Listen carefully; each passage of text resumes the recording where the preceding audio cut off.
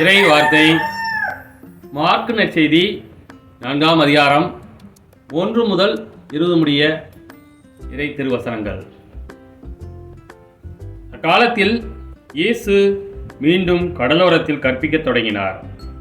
மாபெரும் மக்கள் கூட்டம் அவரிடம் ஒன்று கூடி வர அவர் கடலில் நின்ற ஒரு படகில் ஏறி அமர்ந்தார். திரண்டிருந்த மக்கள் அனைவரும் கடற்கரையில் இருந்தனர். அவர் உவமைகள் வாயிலாக பலவற்றை அவர்களுக்கு கற்பித்தார். அவர் அவர்களுக்கு கற்பித்தது, இதோ கேளுங்கள். விதைப்பவர் ஒருவர் விதைக்கச் சென்றார். அவர் விதைக்கும் பொழுது சில விதைகள் வழியோரம் விழுந்தன.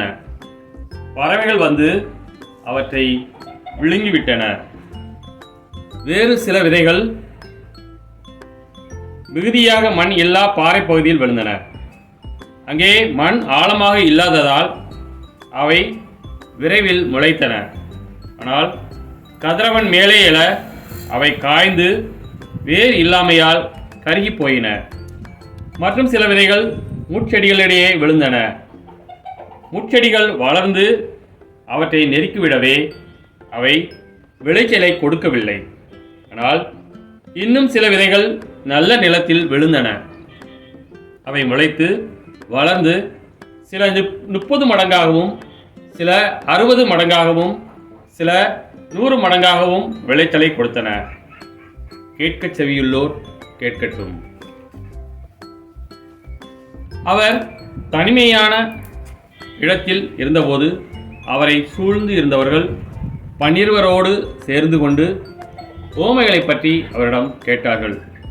அதற்கு இயேசு அவரிடம், இறையாட்சியின் மறைபொருளை அறிய உங்களுக்கு கொடுத்து வைத்திருக்கிறது. புறம்பே இருக்கிறவர்களுக்கோ எல்லாம் உவமைகளாகவே இருக்கின்றன.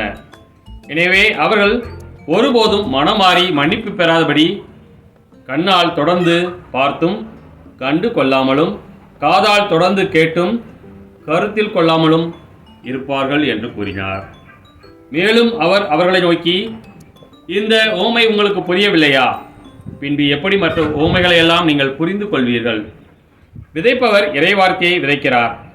வழியோரம் விழுந்த விதைகளுக்கு ஒப்பானவர்கள் வார்த்தையை கேட்பார்கள். ஆனால் அதை கேட்டவுடன் சாத்தான் வந்து அவர்களுக்கு விதைக்கப்பட்ட வார்த்தையை எடுத்து விடுகிறான். பாறை பகுதியில் விதைக்கப்பட்ட விதைகளுக்கு ஒப்பானவர்கள் இறை வார்த்தையை கேட்டவுடன் அதை மகிழ்ச்சியோடு ஏற்றுக்கொள்பவர்கள். ஆனால் அவர்கள் வேறற்றவர்கள், சிறிது காலமே நிலைத்திருப்பார்கள். இறைவார்த்தையின் பொருட்டு இன்னலோ இடுக்கண்ணோ நேர்ந்தவுடனே அவர்கள் தடுமாற்றம் அடைவார்கள். செடிகளுக்கு இடையில் விதைக்கப்பட்ட விதைகளுக்கு ஒப்பானவர்கள் இறைவார்த்தையை கேட்டும் உலகக் கவலையும் செல்வ மாயையும் ஏனைய தீய ஆசைகளும் உட்புகுந்து அவ்வார்த்தையை நெருக்கி விடுவதால் பயன் அளிக்க மாட்டார்கள். நல்ல நிலத்தில் விதைக்கப்பட்ட விதைகளுக்கு ஒப்பானவர்கள் இறை வார்த்தையை கேட்டு அதை ஏற்றுக்கொண்டு பயன் அளிப்பார்கள். இவர்களுள் சிலர் 30 மடங்காகவும், சிலர் 60 மடங்காகவும், சிலர் 100 மடங்காகவும் பயன் அளிப்பர் என்றார். கிறிஸ்துவின் நற்செய்தி.